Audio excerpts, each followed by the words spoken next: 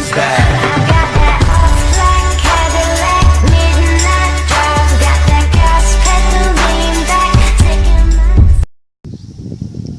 வணக்கம்.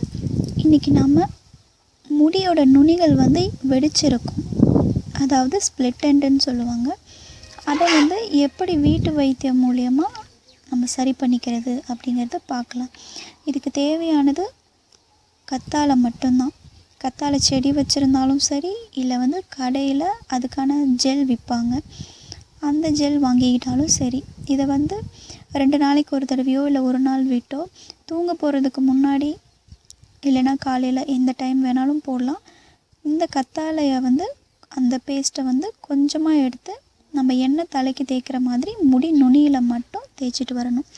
இந்த மாதிரி தேய்ச்சிட்டு வர வர நமக்கு அந்த ஸ்பில்டெண்ட்னு சொல்கிற அந்த பிரச்சனை வந்து சால்வ் ஆயிரும்.